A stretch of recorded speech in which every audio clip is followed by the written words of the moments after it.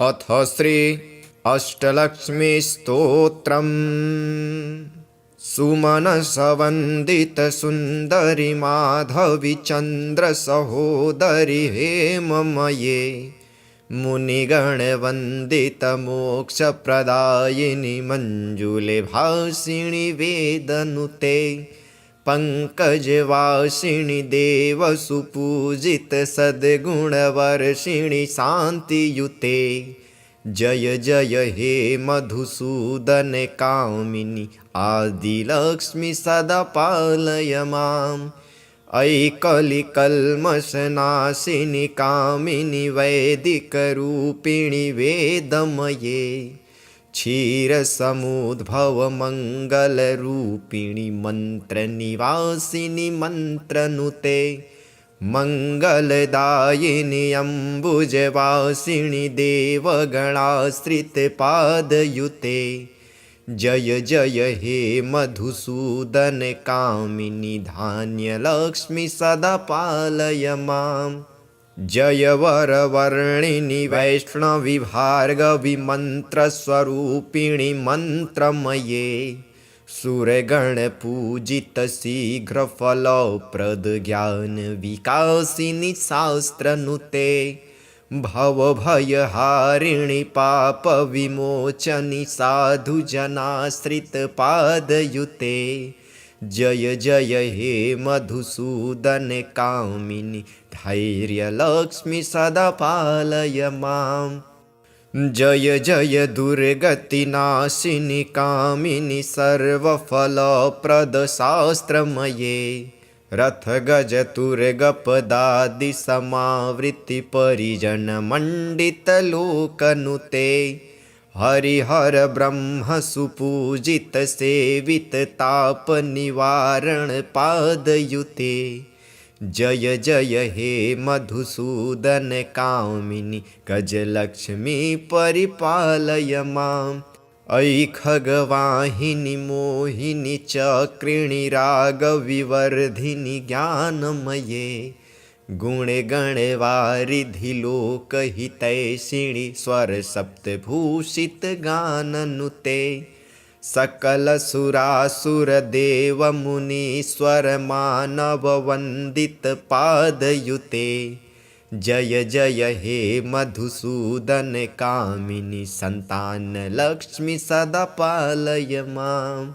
जय कमलासनि सद्गतिदायिनि ज्ञानविकासिनि गानमये अनुदिनमर्चित कुङ्कुमधूसरभूषितवासितवाद्यनुते कनकधरास्तुति वैभववन्दित शङ्करदेशिकमान्यपदे जय जय हे मधुसूदन कामिनि विजयलक्ष्मी सदा पालय माम्। प्रणतसुरेश्वरि भारति भार्गवि लोकविनाशिनि रत्नमये मणिमयभूषितकर्णविभूषण शान्ति समावृतहास्यमुखे नवनिधिदायिनि कलिमलहारिणि कामितफलप्रदहस्तयुते जय जय हे मधुसूदन कामिनि विद्यालक्ष्मी सदा पालय माम्। धिमि धिमि धिं धिमि धिं धिमि धिं धिमि दुन्दुभिनादसुपूर्णमये घुम घुम घुं घुम घुं घुम घुं घुं शङ्खनिनादसुवाद्यनुते वेदपुराणेतिहाससुपूजित वैदिकमार्गप्रदर्शयुते जय जय हे मधुसूदन कामिनि धनलक्ष्मी परिपालय माम्। धनलक्ष्मी परिपालय माम्। अथ श्री सर्वमङ्गलस्तोत्रम्। ब्रह्मोवाच दुर्गे शिवे भये माये नारायणि सनातनी जये मे मङ्गलं देहि नमस्ते सर्वमङ्गले दैत्यनाशार्थवचनो दकारः परिकीर्तितः उकारो विघ्ननाशार्थः वाचको वेदसम्मतः रेफो रोगघ्नवचनो गश्च पापघ्नवाचकः भयशत्रुघ्नवचनाश्च आकारः परिकीर्तितः स्मृत्युक्तिस्मरणाद्यस्य एते नश्यन्ति निश्चितम् अतो दुर्गा हरेः शक्तिर्हरिणा परिकीर्तिता विपत्तिवाचको दुर्गा आकारो नाशवाचकः दुर्गं नश्यति या नित्यं सा च दुर्गा प्रकीर्तिता दुर्गे दैत्येन्द्रवचनो वाकारो नाशवाचकः तं नानाशः पुरा तेन बुधै दुर्गा प्रकीर्तिता सश्च कल्याणवचन इकारोत्कृष्टवाचकः समूहवाचकश्चैव वाकारो दातृवाचकः श्रेयः संघोत्कृष्टदात्री शिवा तेन प्रकीर्तिता शिवराशिर्मूर्तिमते शिवा तेन प्रकीर्तिता शिवो हि मोक्षवचना साकारो दातृवाचकः स्वयं निर्वाणदात्री या सा शिवा परिकीर्तिता अभयो भयनाशोक्तस् आकारो दातृवाचकः प्रददात्यभयं सद्यः सा भया परिकीर्तिता राजश्रीवचनोमाश्च याश्च प्रापणवाचकः तां प्रापयति या नित्यं सा माया परिकीर्तिता माश्च मोक्षार्थवचनो याश्च प्रापणवाचकः तं प्रापयति या सद्यः सा माया परिकीर्तिता नारायणार्धाङ्गभूता तेन तुल्या च तेजसा सदा तस्य शरीरस्था तेन नारायणी स्मृता निर्गुणस्य च नित्यस्य वाचकश्च सनातनः सदा नित्या निर्गुणाया कीर्तिता सा सनातनी जयः कल्याणवचनो ह्याकारो दातृवाचकः जयं ददाति या नित्यं सा जया परिकीर्तिता सर्वमङ्गलशब्दश्च सम्पूर्णैश्वर्यवाचकः आकारो दातृवचनस्तदात्री सर्वमङ्गला नामाष्टकमिदं सारं नामार्थः सह संयुतं नारायणेन यद्रक्तं ब्रह्मणेनाभिपङ्कजे तस्मै दत्त्वा निद्रितश्च बभूव जगतां पतिः मधुकैटभो दुर्दान्तौ ब्रह्माणां हस्तमुद्यतौ स्तोत्रेणानेन स ब्रह्मा स्तुतिं नत्वा चकारः साक्षात्स्तुता तदा दुर्गा ब्रह्मणे कवचं ददौ। इति श्री ब्रह्मवैवर्ते महापुराणे श्रीकृष्णजन्मखण्डे ब्रह्मकृत सर्वमङ्गलास्तोत्रम्। अथ श्री कामाख्यास्तोत्रम्। जय कामेशि चामुण्डे जय भूतापहारिणे जय सर्वगते देवी कामेश्वरि नमोऽस्तुते। विश्वमूर्ते शुभे शुद्धे विरूपाक्षि त्रिलोचने भीमरूपे शिवे विद्ये कामेश्वरि नमोऽस्तुते। माला जये जये जम्भे भूताक्षि क्षुभिते क्षये महामाये महेशानि कामेश्वरि नमोऽस्तु ते। भीमाक्षि भीषणे देवी सर्वभूतक्षयङ्करि काली च विकराली च कामेश्वरि नमोऽस्तु ते। काली कराली विक्रान्ते कामेश्वरि हरप्रिये सर्वशास्त्रसारभूते कामेश्वरि नमोऽस्तु ते। कामरूपप्रदीपे च नीलकूटनिवासिने निशुम्भशुम्भमथने कामेश्वरि नमोऽस्तु ते।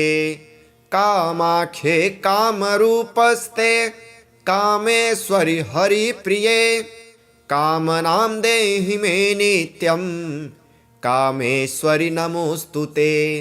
वपानाढ्य महावक्त्रे तथा त्रिभुवनेश्वरी महिषासुरवधे देवी कामेश्वरि नमोऽस्तु ते। छागतुष्टे महाभीमे कामाख्ये सुरवन्दिते जय कामप्रदे तुष्टे कामेश्वरि नमोऽस्तु ते। भ्रष्टराज्यो यदा राजा नवाम्यां नियतः शुचिः अष्टम्यां च चतुर्दश्यामुपवासी नरोत्तमः संवत्सरेण लभते राज्यं निष्कण्टकं पुनः। य इदं शृणुयात् भक्त्या तव देवी समुद्भवं सर्वपापविनिर्मुक्तः परं निर्वाणमृक्षति। श्रीकामरूपेश्वरी भास्करप्रभे प्रकाशिताम्भोजनिभायतानने सुरारिरिक्षस्तुतिपापनोत्सुके त्रयीमये देवनुते नमामि। सितासिते रक्तपिशङ्गविग्रहे रूपाणि यस्याः प्रतिभान्ति तानि विकाररूपा च विकल्पितानि शुभाशुभानामपि तां नमामि। कामरूपसमुद्भूते कामपीठावतंसके विश्वाधारे महामाये कामेश्वरि नमोऽस्तु ते। अव्यक्तविग्रहे शान्ते सन्तते कामरूपिणे कालगम्ये परे शान्ते कामेश्वरि नमोऽस्तु ते। या सुषुम्नान्तरालस्था चिन्तये ज्योतिरूपिणे प्रणतोऽस्मि परां वीरा कामेश्वरि नमोऽस्तु ते। दंष्ट्राकरालवदने मुण्डमालोपशोभिते सर्वतः सर्वगे देवी कामेश्वरि नमोऽस्तु ते। चामुण्डे च महाकाली काली कपालहारिणे पाशहस्ते दण्डहस्ते कामेश्वरि नमोऽस्तु ते। चामुण्डे कुलमालास्ते तीक्ष्णदंष्ट्रे महाबले सवयानस्तिथे देवी कामेश्वरि नमोऽस्तु ते। सुमनसवन्दितसुन्दरि माधवी चन्द्रसहोदरि हेममये मुनिगणवन्दितमोक्षप्रदायिनि मञ्जुले भासिनि वेदनुते पंकजवासिनि देवसुपूजित सद्गुणवर्षिणि शान्तियुते जय जय हे मधुसूदन कामिनि आदिलक्ष्मी सदा पालय माम्। अयि कलिकल्मषनाशिनि कामिनि वैदिकरूपिणि वेदमये क्षीरसमुद्भवमङ्गलरूपिणि मन्त्रनिवासिनि मन्त्रनुते मङ्गलदायिनि अम्बुजवासिनि देवगणाश्रितपादयुते जय जय हे मधुसूदन कामिनि धान्यलक्ष्मी सदा पालय माम्। जय वरवर्णिनि वैष्णवि भार्गवि मन्त्रस्वरूपिणि मन्त्रमये सुरगणपूजित शीघ्रफलप्रद ज्ञानविकासिनि शास्त्रनुते भवभयहारिणि पापविमोचनि साधुजनाश्रितपादयुते। जय जय हे मधुसूदन कामिनि धैर्यलक्ष्मि सदा पालय माम्। जय जय दुर्गतिनाशिनि कामिनि सर्वफलप्रदशास्त्रमये। रथगजतुर्गपदादि समावृत्ति परिजनमण्डितलोकनुते। हरिहर ब्रह्म सुपूजित सेवित तापनिवारण पादयुते। जय जय हे मधुसूदन कामिनि गजलक्ष्मी परिपालय माम्। अयि खगवाहिनि मोहिनि चक्रिणि रागविवर्धिनि ज्ञानमये। गुणे गणवारिधि लोकहितैषिणि स्वरसप्तभूषित गाननुते। सकलसुरासुरदेवमुनीश्वर मानववन्दित पादयुते। जय जय हे मधुसूदन कामिनि सन्तानलक्ष्मि सदा पालय माम्। जय कमलासनि सद्गतिदायनि ज्ञानविकासिनि गानमये। अनुदिनमर्चित कुङ्कुमधूसरभूषित वासितवाद्यनुते। कनकधरास्तुति वैभववन्दित शङ्करदेशिकमान्यपदे। जय जय हे मधुसूदन कामिनि विजयलक्ष्मि सदा पालय माम्। प्रणतसुरेश्वरि भारति भार्गवि लोकविनाशिनि रत्नमये। मणिमयभूषित कर्णविभूषण शान्ति समावृत हास्यमुखे। नवनिधिदायिनि कलिमलहारिणि कामितफलप्रदहस्तयुते। जय जय हे मधुसूदन कामिनि विद्यालक्ष्मि सदा पालय माम्। धिमि धिमि धिं धिमि धिं धिमि धिं धिमि दुन्दुभिनादसुपूर्णमये। घुम घुम घुं घुम घुं घुम घुं घुं शङ्खनिनादसुवाद्यनुते। वेदपुराणेतिहाससुपूजित वैदिकमार्गप्रदर्शयुते।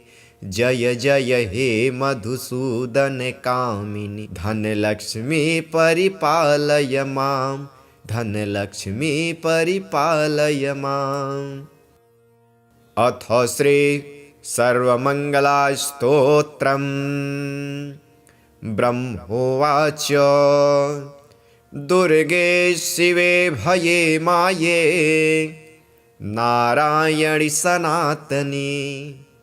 जये मे मङ्गलं देहि नमस्ते सर्वमङ्गले। दैत्यनाशार्थवचनो दकारः परिकीर्तितः। उकारो विघ्ननाशार्थ वाचको वेदसम्मतः। रेफो रोगघ्नवचनो गश्च पापघ्नवाचकः। भयशत्रुघ्नवचनाश्च आकारः परिकीर्तितः। स्मृत्युक्तिस्मरणाद्यस्य एते नश्यन्ति निश्चितम्। अतो दुर्गा हरेः शक्तिर्हरिणा परिकीर्तिता। विपत्तिवाचको दुर्गा आकारो नाशवाचकः। दुर्गं नश्यति या नित्यं सा च दुर्गा प्रकीर्तिता। दुर्गे दैत्येन्द्रवचनो वाकारो नाशवाचकः। तं नानाशः पुरा तेन बुधै दुर्गा प्रकीर्तिता। सश्च कल्याणवचन इकारोत्कृष्टवाचकः। समूहवाचकश्चैव वाकारो दातृवाचकः। श्रेयः संघोत्कृष्टदात्री शिवा तेन प्रकीर्तिता शिवराशिर्मूर्तिमते शिवा तेन प्रकीर्तिता शिवो हि मोक्षवचना साकारो दातृवाचकः स्वयं निर्वाणदात्री या सा शिवा परिकीर्तिता अभयो भयनाशोक्तस् आकारो दातृवाचकः प्रददात्यभयं सद्यः सा भया परिकीर्तिता राजश्रीवचनोमाश्च याश्च प्रापणवाचकः तां प्रापयति या नित्यं सा माया परिकीर्तिता माश्च मोक्षार्थवचनो याश्च प्रापणवाचकः तं प्रापयति या सद्यः सा माया परिकीर्तिता नारायणार्धाङ्गभूता तेन तुल्या च तेजसा सदा तस्य शरीरस्था तेन नारायणी स्मृता निर्गुणस्य च नित्यस्य वाचकश्च सनातनः सदा नित्या निर्गुणाया कीर्तिता सा सनातनी जयः कल्याणवचनो ह्याकारो दातृवाचकः जयं ददाति या नित्यं सा जया परिकीर्तिता सर्वमङ्गलशब्दश्च सम्पूर्णैश्वर्यवाचकः आकारो दातृवचनस्तदात्री सर्वमङ्गला नामाष्टकमिदं सारं नामार्थः सह संयुतं नारायणेन यद्रक्तं ब्रह्मणेनाभिपङ्कजे तस्मै दत्त्वा निद्रितश्च बभूव जगतां पतिः मधुकैटभो दुर्दान्तौ ब्रह्माणां हस्तमुद्यतौ स्तोत्रेणानेन स ब्रह्मा स्तुतिं नत्वा चकारः साक्षात्स्तुता तदा दुर्गा ब्रह्मणे कवचं ददौ।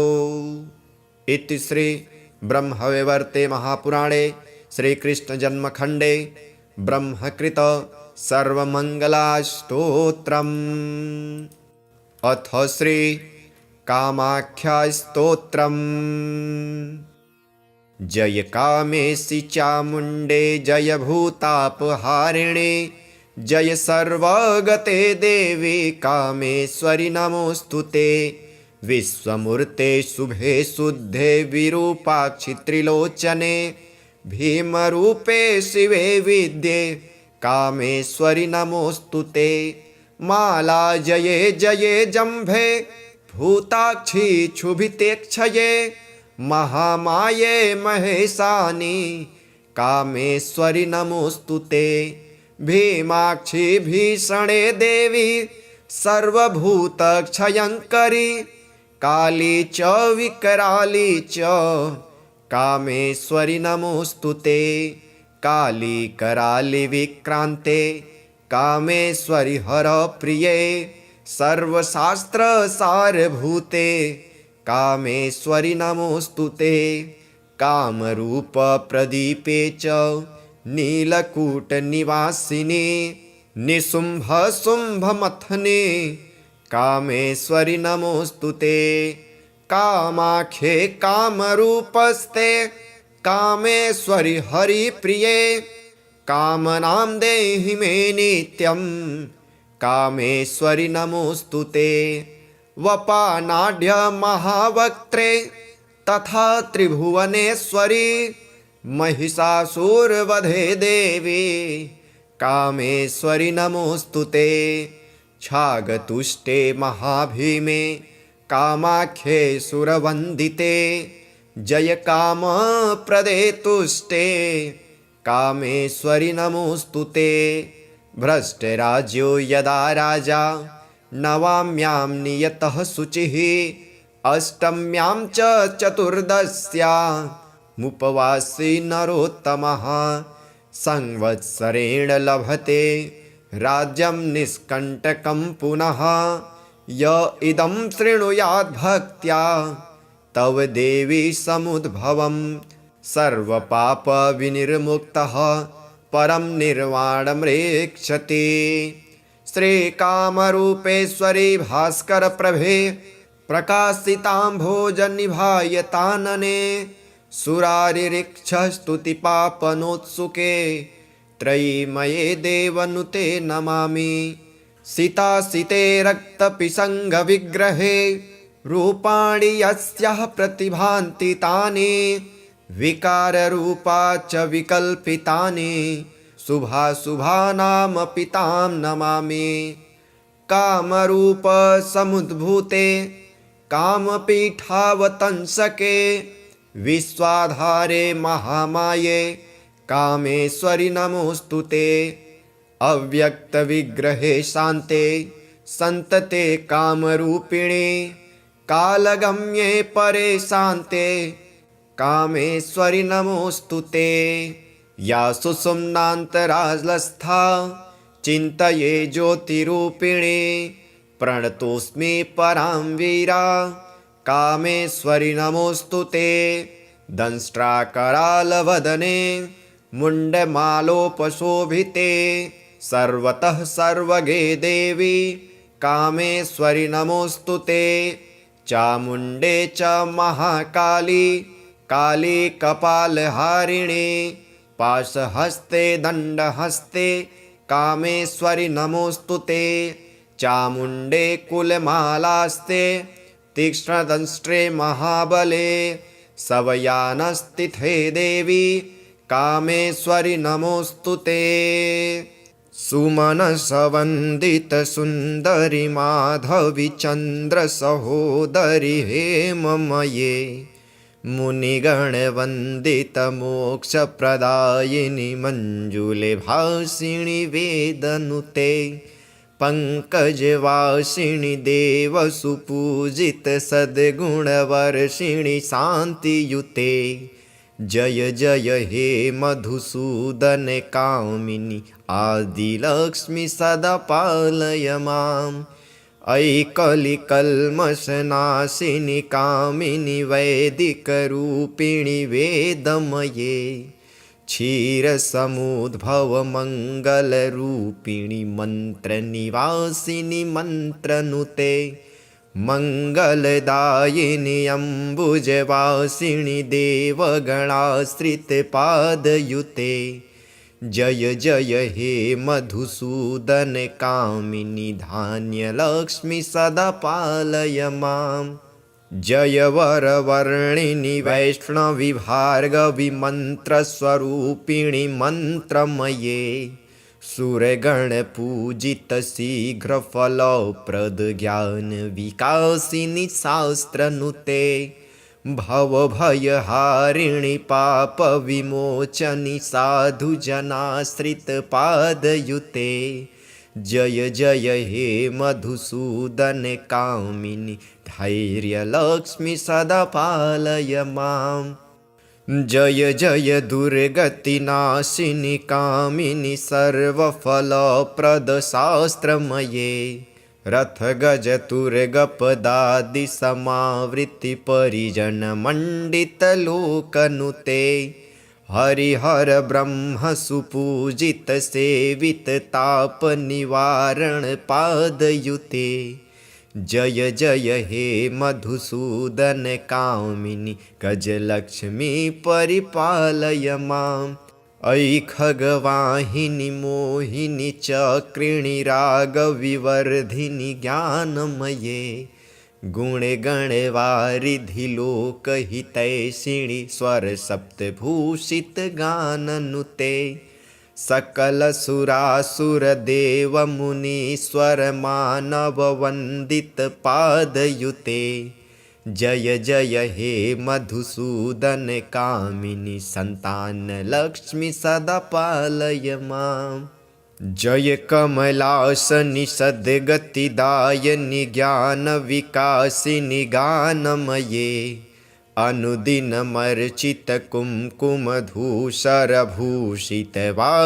अनुदिनमर्चितकुङ्कुमधूसरभूषितवासितवाद्यनुते कनकधरास्तुतिवैभववन्दितशङ्करदेशिकमान्यपदे जय जय हे मधुसूदन कामिनि विजयलक्ष्मि सदा पालय माम् प्रणतसुरेश्वरि भारति भार्गवि लोकविनाशिनि रत्नमये मणिमयभूषिते कर्णविभूषण शान्ति समावृत हास्यमुखे नवनिधिदायिनि कलिमलहारिणि कामितफलप्रदहस्तयुते जय जय हे मधुसूदन कामिनि विद्यालक्ष्मि सदा पालय माम् धिमि धिमि धिं धिमि धिं धिमि धिं धिमि दुन्दुभिनादसुपूर्णमये घुम घुम घुम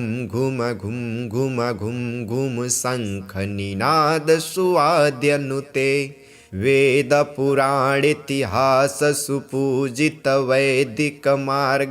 वेदपुराणेतिहाससुपूजितवैदिकमार्गप्रदर्शयुते जय जय हे मधुसूदन कामिनि धनलक्ष्मी परिपालय माम् धनलक्ष्मी परिपालय माम् अथ श्री सर्वमङ्गलस्तोत्रम् ब्रह्मोवाच दुर्गे शिवे भये माये नारायणि सनातनी जये मे मङ्गलं देहि नमस्ते सर्वमङ्गले दैत्यनाशार्थवचनो दकारः परिकीर्तितः उकारो विघ्ननाशार्थ वाचको वेदसम्मतः रेफो रोगघ्नवचनो गश्च पापघ्नवाचकः भयशत्रुघ्नवचनाश्च आकारः परिकीर्तितः स्मृत्युक्तिस्मरणाद्यस्य एते नश्यन्ति निश्चितम् अतो दुर्गा हरेः शक्तिर्हरिणा परिकीर्तिता विपत्तिवाचको दुर्गा आकारो नाशवाचकः दुर्गं नश्यति या नित्यं सा च दुर्गा प्रकीर्तिता दुर्गे दैत्येन्द्रवचनो वाकारो नाशवाचकः तं नानाशः पुरा तेन बुधै दुर्गा प्रकीर्तिता सश्च कल्याणवचन इकारोत्कृष्टवाचकः समूहवाचकश्चैव वाकारो दातृवाचकः श्रेयः सङ्घोत्कृष्टदात्री शिवा तेन प्रकीर्तिता शिवराशिर्मूर्तिमते शिवा तेन प्रकीर्तिता शिवो हि मोक्षवचना साकारो दातृवाचकः स्वयं निर्वाणदात्री या सा शिवा परिकीर्तिता अभयो भयनाशोक्तस् आकारो दातृवाचकः प्रददात्यभयं सद्यः सा भया परिकीर्तिता राजश्रीवचनोमाश्च याश्च प्रापणवाचकः तां प्रापयति या नित्यं सा माया परिकीर्तिता माश्च मोक्षार्थवचनो याश्च प्रापणवाचकः तं प्रापयति या सद्यः सा माया परिकीर्तिता नारायणार्धाङ्गभूता तेन तुल्या च तेजसा सदा तस्य शरीरस्था तेन नारायणी स्मृता निर्गुणस्य च नित्यस्य वाचकश्च सनातनः सदा नित्या निर्गुणाया कीर्तिता सा सनातनी। जयः कल्याणवचनो ह्याकारो दातृवाचकः जयं ददाति या नित्यं सा जया परिकीर्तिता। सर्वमङ्गलशब्दश्च सम्पूर्णैश्वर्यवाचकः आकारो दातृवचनस्तदात्री सर्वमङ्गला। नामाष्टकमिदं सारं नामार्थः सह संयुतं नारायणेन यद्रक्तं ब्रह्मणेनाभिपङ्कजे तस्मै दत्त्वा निद्रितश्च बभूव जगतां पतिः। मधुकैटभो दुर्दान्तौ ब्रह्माणां हस्तमुद्यतौ स्तोत्रेणानेन स ब्रह्मा स्तुतिं नत्वा चकारः। साक्षात्स्तुता तदा दुर्गा ब्रह्मणे कवचं ददौ। इति श्री ब्रह्मवैवर्ते महापुराणे श्रीकृष्णजन्मखण्डे ब्रह्मकृत सर्वमङ्गलास्तोत्रम्। अथ श्री कामाख्यास्तोत्रम्।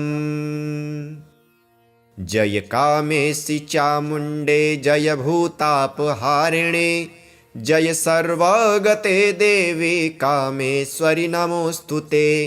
विश्वमूर्ते शुभे शुद्धे विरूपाक्षि त्रिलोचने भीमरूपे शिवे विद्ये कामेश्वरि नमोऽस्तुते।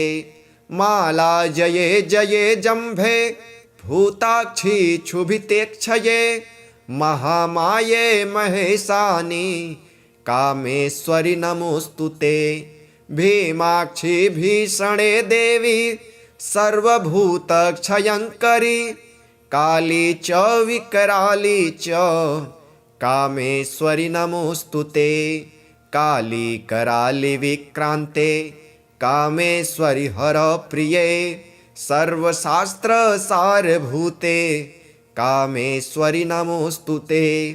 कामरूपप्रदीपे च नीलकूटनिवासिनी निशुम्भशुम्भमथने कामेश्वरि नमोऽस्तुते। कामाख्ये कामरूपस्ते कामेश्वरि हरिप्रिये कामनां देहि मे नित्यं कामेश्वरि नमोऽस्तुते। वपानाढ्य महावक्त्रे तथा त्रिभुवनेश्वरी महिषासुरवधे देवी कामेश्वरि नमोऽस्तुते। छागतुष्टे महाभीमे कामाख्ये सुरवन्दिते जय कामप्रदे तुष्टे कामेश्वरि नमोऽस्तुते। भ्रष्टराज्यो यदा राजा नवाम्यां नियतः शुचिः अष्टम्यां च चतुर्दश्यामुपवासी नरोत्तमः संवत्सरेण लभते राज्यं निष्कण्टकं पुनः। य इदं शृणुयाद्भक्त्या तव देवी समुद्भवं सर्वपापविनिर्मुक्तः परं निर्वाणमृक्षति। श्रीकामरूपेश्वरी भास्करप्रभे प्रकाशिताम्भोजनिभायतानने सुरारिरिक्षस्तुतिपापनोत्सुके त्रयीमये देवनुते नमामि। सितासिते रक्तपिशङ्गविग्रहे रूपाणि यस्याः प्रतिभान्ति तानि विकाररूपा च विकल्पितानि शुभाशुभानामपि तां नमामि। कामरूपसमुद्भूते कामपीठावतंसके विश्वाधारे महामाये कामेश्वरि नमोऽस्तुते। अव्यक्तविग्रहे शान्ते सन्तते कामरूपिणे कालगम्ये परे शान्ते कामेश्वरि नमोऽस्तुते। या सुषुम्नान्तरालस्था चिन्तये ज्योतिरूपिणे प्रणतोऽस्मि परां वीरा कामेश्वरि नमोऽस्तु ते दंष्ट्राकरालवदने मुण्डमालोपशोभिते सर्वतः सर्वगे देवी कामेश्वरि नमोऽस्तु ते चामुण्डे च महाकाली काली कपालहारिणे पाशहस्ते दण्डहस्ते कामेश्वरि नमोऽस्तु ते चामुण्डे कुलमालास्ते तीक्ष्णदंष्ट्रे महाबले सवयानस्तिथे देवी कामेश्वरि नमोऽस्तु ते सुमनसवन्दितसुन्दरि माधवी चन्द्रसहोदरि हेममये मुनिगणवन्दितमोक्षप्रदायिनि मञ्जुले भासिनि वेदनुते पंकजवासिनि देवसुपूजित सद्गुणवर्षिणि शान्तियुते जय जय हे मधुसूदन कामिनि आदिलक्ष्मी सदा पालय माम् ऐकलिकल्मषनाशिनि कामिनि वैदिकरूपिणि वेदमये क्षीरसमुद्भवमङ्गलरूपिणि मन्त्रनिवासिनि मन्त्रनुते मङ्गलदायिनि अम्बुजवासिनि देवगणाश्रितपादयुते जय जय हे मधुसूदन कामिनि धान्यलक्ष्मी सदा पालय माम् जय वरवर्णिनि वैष्णवि भार्गवि मन्त्रस्वरूपिणि मन्त्रमये सुरगणपूजित शीघ्रफलप्रद ज्ञानविकासिनि शास्त्रनुते भवभयहारिणि पापविमोचनि साधुजनाश्रितपादयुते जय जय हे मधुसूदन कामिनि धैर्यलक्ष्मी सदा पालय माम् जय जय दुर्गतिनाशिनि कामिनि सर्वफलप्रदशास्त्रमये रथगजतुर्गपदादिसमावृत्तिपरिजनमण्डितलोकनुते हरिहर ब्रह्म सुपूजित सेवित तापनिवारण पादयुते जय जय हे मधुसूदन कामिनि गजलक्ष्मी परिपालय माम् ऐ खगवाहिनि मोहिनि चक्रिणि रागविवर्धिनि ज्ञानमये गुणे गणवारिधि लोकहितैषिणि स्वरसप्तभूषित गाननुते सकलसुरासुरदेवमुनीश्वर मानववन्दित पादयुते जय जय हे मधुसूदन कामिनि सन्तानलक्ष्मी सदा पालय माम् जय कमलासनि सद्गतिदायिनि ज्ञानविकासिनि गानमये अनुदिनमर्चित कुङ्कुमधूसरभूषित वासितवाद्यनुते कनकधरास्तुति वैभववन्दित शङ्करदेशिकमान्यपदे जय जय हे मधुसूदन कामिनि विजयलक्ष्मी सदा पालय माम् प्रणतसुरेश्वरि भारति भार्गवि लोकविनाशिनि रत्नमये मणिमयभूषित कर्णविभूषण शान्ति समावृत हास्यमुखे नवनिधिदायिनि कलिमलहारिणि कामितफलप्रदहस्तयुते जय जय हे मधुसूदन कामिनि विद्यालक्ष्मी सदा पालय माम् धिमि धिमि धिं धिमि धिं धिमि धिं धिमि दुन्दुभिनादसुपूर्णमये घुम घुम घुम घुम घुम घुम घुम घुम शङ्खनिनादसुवाद्यनुते वेदपुराणेतिहाससुपूजित वैदिकमार्गप्रदर्शयुते जय जय हे मधुसूदन कामिनि धनलक्ष्मी परिपालय मां धनलक्ष्मी परिपालय माम्।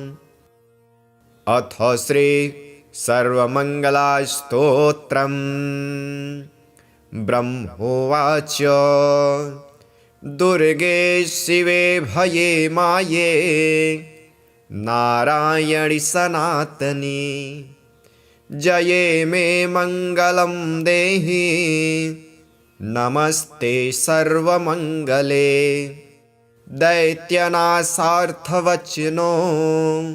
दकारः परिकीर्तितः उकारो विघ्ननाशार्थ वाचको वेदसम्मतः रेफो रोगघ्नवचनो गश्च पापघ्नवाचकः भयशत्रुघ्नवचनाश्च आकारः परिकीर्तितः स्मृत्युक्तिस्मरणाद्यस्य एते नश्यन्ति निश्चितम् अतो दुर्गा हरेः शक्तिर्हरिणा परिकीर्तिता विपत्तिवाचको दुर्गा आकारो नाशवाचकः दुर्गं नश्यति या नित्यं सा च दुर्गा प्रकीर्तिता दुर्गे दैत्येन्द्रवचनो वाकारो नाशवाचकः तं नानाशः पुरा तेन बुधै दुर्गा प्रकीर्तिता सश्च कल्याणवचन इकारोत्कृष्टवाचकः समूहवाचकश्चैव वाकारो दातृवाचकः श्रेयः संघोत्कृष्टदात्री शिवा तेन प्रकीर्तिता शिवराशिर्मूर्तिमते शिवा तेन प्रकीर्तिता शिवो हि मोक्षवचना साकारो दातृवाचकः स्वयं निर्वाणदात्री या सा शिवा परिकीर्तिता अभयो भयनाशोक्तस् आकारो दातृवाचकः प्रददात्यभयं सद्यः सा भया परिकीर्तिता राजश्रीवचनो माश्च याश्च प्रापणवाचकः तां प्रापयति या नित्यं सा माया परिकीर्तिता माश्च मोक्षार्थवचनो याश्च प्रापणवाचकः तं प्रापयति या सद्यः सा माया परिकीर्तिता नारायणार्धाङ्गभूता तेन तुल्या च तेजसा सदा तस्य शरीरस्था तेन नारायणी स्मृता निर्गुणस्य च नित्यस्य वाचकश्च सनातनः सदा नित्या निर्गुणाया कीर्तिता सा सनातनी जयः कल्याणवचनो ह्याकारो दातृवाचकः जयं ददाति या नित्यं सा जया परिकीर्तिता सर्वमङ्गलशब्दश्च सम्पूर्णैश्वर्यवाचकः आकारो दातृवचनस्तदात्री सर्वमङ्गला नामाष्टकमिदं सारं नामार्थः सह संयुतं नारायणेन यद्रक्तं ब्रह्मणेनाभिपङ्कजे तस्मै दत्त्वा निद्रितश्च बभूव जगतां पतिः मधुकैटभो दुर्दान्तौ ब्रह्माणां हस्तमुद्यतौ स्तोत्रेणानेन स ब्रह्मा स्तुतिं नत्वा चकारः साक्षात्स्तुता तदा दुर्गा ब्रह्मणे कवचं ददौ। इति श्री ब्रह्मवैवर्ते महापुराणे श्रीकृष्णजन्मखण्डे ब्रह्मकृत सर्वमङ्गलास्तोत्रम्। अथ श्री कामाख्यास्तोत्रम्। जय कामेशि चामुण्डे जय भूतापहारिणे जय सर्वगते देवी कामेश्वरि नमोऽस्तुते। विश्वमूर्ते शुभे शुद्धे विरूपाक्षि त्रिलोचने भीमरूपे शिवे विद्ये कामेश्वरि नमोऽस्तुते। माला जये जये जम्भे भूताक्षि क्षुभितेक्षये महामाये महेशानि कामेश्वरि नमोऽस्तुते। भीमाक्षि भीषणे देवी सर्वभूतक्षयङ्करी काली च विकराली च कामेश्वरि नमोऽस्तुते। काली कराली विक्रान्ते कामेश्वरि हरप्रिये सर्वशास्त्रसारभूते कामेश्वरि नमोऽस्तुते।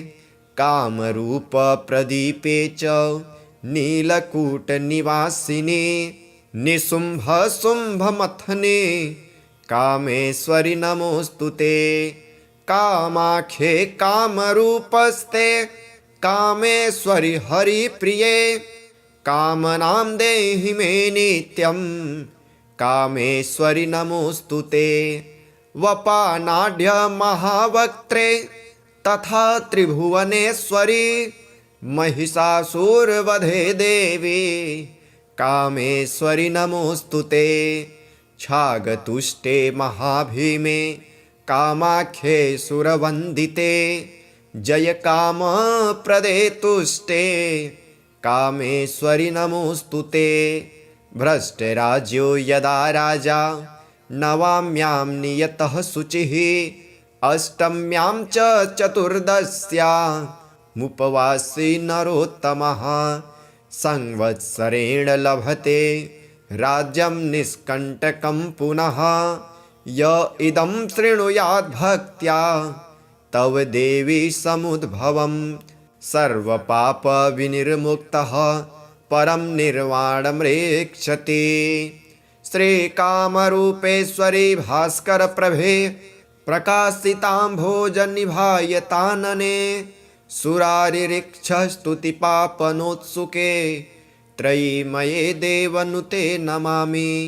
सितासिते रक्तपिशङ्गविग्रहे रूपाणि यस्याः प्रतिभान्ति तानि विकाररूपा च विकल्पितानि शुभाशुभानामपि तां नमामि। कामरूपसमुद्भूते कामपीठावतंसके विश्वाधारे महामाये कामेश्वरि नमोऽस्तुते। अव्यक्तविग्रहे शान्ते सन्तते कामरूपिणे कालगम्ये परे शान्ते कामेश्वरि नमोऽस्तुते। या सुषुम्नान्तरालस्था चिन्तये ज्योतिरूपिणे प्रणतोऽस्मि परां वीरा कामेश्वरि नमोऽस्तुते। दंष्ट्राकरालवदने मुण्डमालोपशोभिते सर्वतः सर्वगे देवी कामेश्वरि नमोऽस्तुते। चामुण्डे च महाकाली काली कपालहारिणे पाशहस्ते दण्डहस्ते कामेश्वरि नमोऽस्तुते। चामुण्डे कुलमालास्ते तीक्ष्णदंष्ट्रे महाबले सवयानस्तिथे देवी कामेश्वरि नमोऽस्तुते। सुमनसवन्दितसुन्दरि माधवी चन्द्रसहोदरि हेममये मुनिगणवन्दितमोक्षप्रदायिनि मञ्जुले भासिनि वेदनुते पङ्कजवासिनि देवसुपूजित सद्गुणवर्षिणि शान्तियुते। जय जय हे मधुसूदन कामिनि आदिलक्ष्मि सदा पालय माम्। अयि कलिकल्मषनाशिनि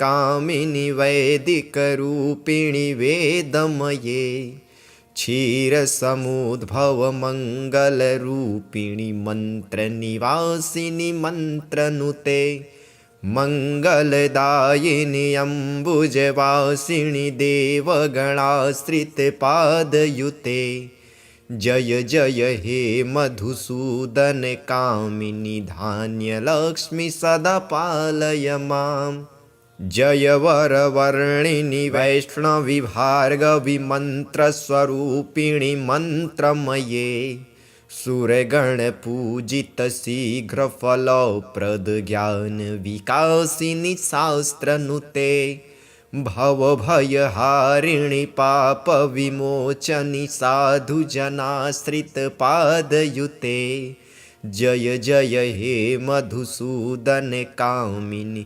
धैर्यलक्ष्मि सदा पालय माम् जय जय दुर्गतिनाशिनि कामिनि सर्वफलप्रदशास्त्रमये रथगजतुर्गपदादिसमावृत्ति परिजनमण्डितलोकनुते हरिहर ब्रह्म सुपूजित सेवित तापनिवारण पादयुते जय जय हे मधुसूदन कामिनि गजलक्ष्मी परिपालय माम् अयि खगवाहिनि मोहिनि चक्रिणि रागविवर्धिनि ज्ञानमये गुणे गणवारिधि लोकहितैषिणि स्वरसप्तभूषित गाननुते सकलसुरासुरदेवमुनीश्वर मानववन्दित पादयुते जय जय हे मधुसूदन कामिनि सन्तानलक्ष्मि सदा पालय माम् जय कमलासनि सद्गतिदायिनि ज्ञानविकासिनि गानमये अनुदिनमर्चित कुङ्कुमधूसरभूषित वासितवाद्यनुते कनकधरास्तुति वैभववन्दित शङ्करदेशिकमान्यपदे जय जय हे मधुसूदन कामिनि विजयलक्ष्मि सदा पालय माम् प्रणतसुरेश्वरि भारति भार्गवि लोकविनाशिनि रत्नमये मणिमयभूषित कर्णविभूषण शान्ति समावृत हास्यमुखे नवनिधिदायिनि कलिमलहारिणि कामितफलप्रदहस्तयुते जय जय हे मधुसूदन कामिनि विद्यालक्ष्मि सदा पालय माम् धिमि धिमि धिं धिमि धिं धिमि धिं धिमि दुन्दुभिनादसुपूर्णमये घुम घुम घुम घुम घुम घुम घुम घुम शङ्खनिनादसुवाद्यनुते वेदपुराणेतिहाससुपूजित वैदिकमार्गप्रदर्शयुते जय जय हे मधुसूदन कामिनि धनलक्ष्मी परिपालय माम् धनलक्ष्मी परिपालय माम् अथ श्री सर्वमङ्गलास्तोत्रम् ब्रह्मोवाच दुर्गे शिवे भये माये नारायणि सनातनी जये मे मङ्गलं देहि नमस्ते सर्वमङ्गले दैत्यनाशार्थवचनो दकारः परिकीर्तितः उकारो विघ्ननाशार्थ वाचको वेदसम्मतः रेफो रोगघ्नवचनो गश्च पापघ्नवाचकः भयशत्रुघ्नवचनाश्च आकारः परिकीर्तितः स्मृत्युक्तिस्मरणाद्यस्य एते नश्यन्ति निश्चितम् अतो दुर्गा हरिः शक्तिर्हरिणा परिकीर्तिता विपत्तिवाचको दुर्गा आकारो नाशवाच्यकः दुर्गं नश्यति या नित्यं सा च दुर्गा प्रकीर्तिता दुर्गे दैत्येन्द्रवचनो वाकारो नाशवाच्यकः तं नानासः पुरा तेन बुधै दुर्गा प्रकीर्तिता सश्च कल्याणवचन इकारोत्कृष्टवाचकः समूहवाचकश्चैव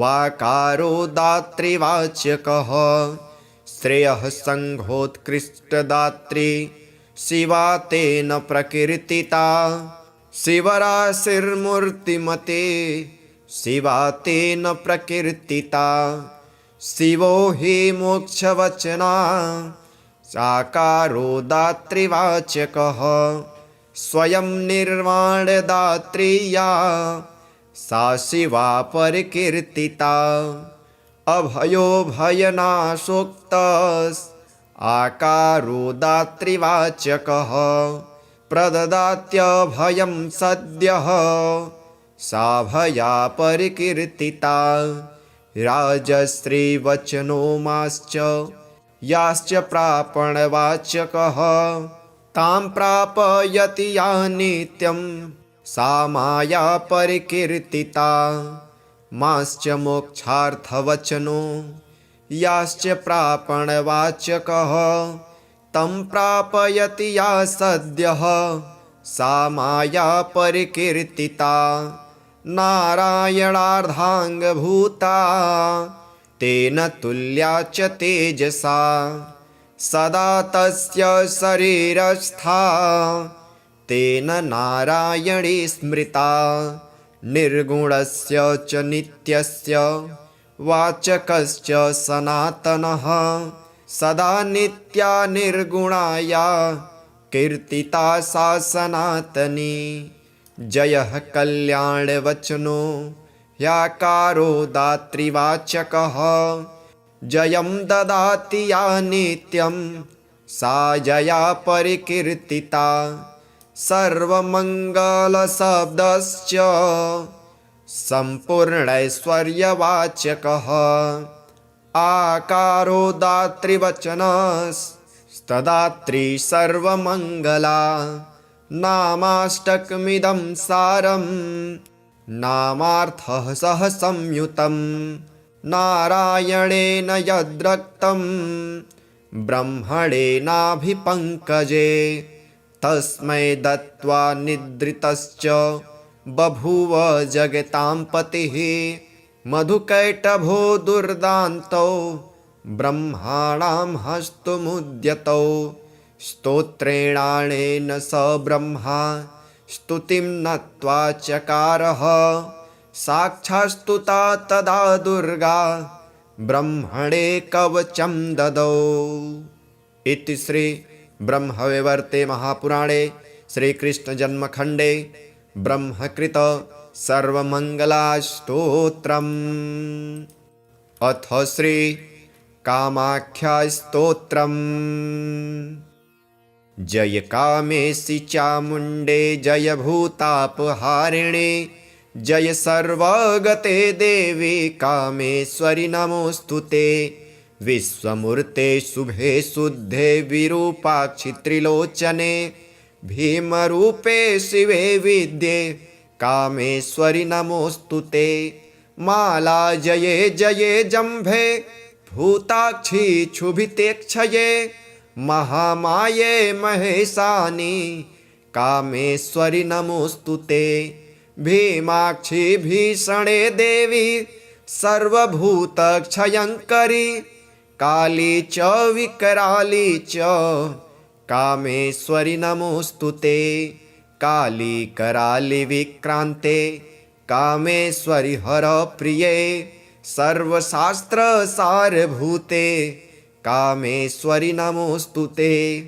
कामरूपप्रदीपे च नीलकूटनिवासिनी निशुम्भशुम्भमथने कामेश्वरि नमोऽस्तुते कामाख्ये कामरूपस्ते कामेश्वरि हरिप्रिये कामनां देहि मे नित्यं कामेश्वरि नमोऽस्तु ते वपानाढ्य महावक्त्रे तथा त्रिभुवनेश्वरी महिषासुरवधे देवी कामेश्वरि नमोऽस्तु ते छागतुष्टे महाभीमे कामाख्ये सुरवन्दिते जय कामप्रदे तुष्टे कामेश्वरि नमोऽस्तु ते भ्रष्टराज्यो यदा राजा नवाम्यां नियतः शुचिः अष्टम्यां च